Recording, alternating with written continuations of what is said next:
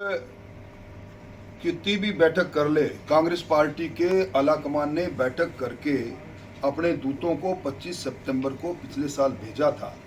सारे विधायकों की बैठक बुलाई थी और आलाकमान के दूत बेइज्जत होकर वापस आए थे और विधायकों ने उस बैठक में जाने के बजाय अपना त्यागपत्र विधानसभा अध्यक्ष को दिया था। ये वही लोग हैं जो उस वक्त बेइज्जत होकर आए थे, आज राष्ट्रीय अध्यक्ष बने हैं। मैं समझता हूँ कोई हल निकलने वाला नहीं है।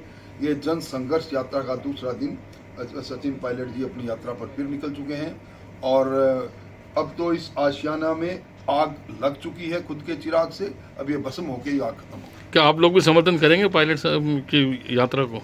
हम पायलट की यात्रा को समर्थन नहीं करेंगे, पर भ्रष्टाचार के जो आरोप पायलट लगा रहे हैं वही आरोप राजस्थान की विधानसभा में हमने अलग अलग समय पर लगाए। हमने भी ये कहा था कि बाबूलाल कटारा आरपीएससी के नामजद सदस्य थे, जो प्रमाणित हो गया कि उन्होंने टीचर ग्रेड सेकंड में प्रश्न पत्र को निकाला अपने अधिकारों का उपयोग करते और फिर उसको 80 लाख में बेचा।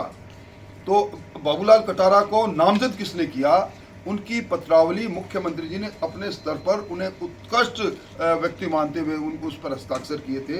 तो तार इनके कहीं से कहीं जुड़े हैं। हमने रीट के लिए भी उस वक्त कहा था, डीपी जारोली ने जब ये कहा था कि मुझे बलि का बकरा बनाया जा रहा है, तो राजीव गांधी स्टडी सर्किल से जुड़े वो लोग जिनका कहीं उस परीक्षा के अंदर हस्तक्षेप हो नहीं सकता, निजी महाविद्यालयों में कार्य करने वाले सेवानिवृत्त लोगों को भी लगा दिया। तब भी स्ट्रॉन्ग रूम से पेपर चोरी हुआ था। उस समय भी अगर पूरी जांच सीबीआई के पास होती तो मंत्री महोदय तक तार पहुंचे हुए थे। इसमें भी बाबूलाल कटारा के अंदर भी अगर जांच बड़ी एजेंसी करें तो मुख्यमंत्री निवास तक तार इनके पहुंचे हुए मिलेंगे, ये मैं कह सकता हूँ। सचिन पायलट को दो और आरोप लगा रहे हैं, वसुंधरा राजे जी के समय का भ्रष्टाचार और दूसरा वसुंधरा राजे जी और अशोक गहलोत के तार जुड़े हुए बताते हैं। देखिए, वसुंधरा राजे जी के समय के भ्रष्टाचार की जांच की मांग सचिन पायलट करते हैं, तो सचिन पायलट 19 महीने तक राज्य के उप मुख्यमंत्री रहे और आज भी राजस्थान विधानसभा के सदस्य हैं। उन्होंने एक बार भी एक शब्द भी कबीना की बैठक में और विधानसभा में नहीं कहा और वो शायद भूल गए हैं जिन खानों के आवंटन के बारे में वो अब कह रहे हैं भ्रष्टाचार हुआ है।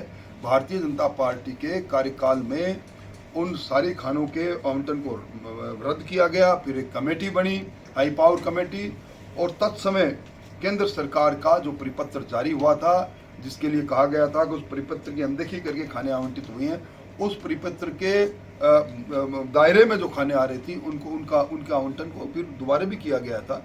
इसलिए वो आरोप जो लगा रहे हैं नासमझी में लगा रहे हैं। तो एक चीज़ से ये भी बात साफ होती, क्या ऐसा लगता है आपको कि जो सचिन पायलट अपने नया रास्ता सियासत का देख रहे हैं इस पूरे मामले में? तो वो अपनी मंजिल को छोड़कर निकल चुके हैं और सचिन पायलट जी का विमान अब ऑटो पायलट उड़ रहा है, ऑटो पायलट के उस पर, और ये कहाँ विमान क्रैश होगा या कहाँ लैंड होगा ये समय बताएगा।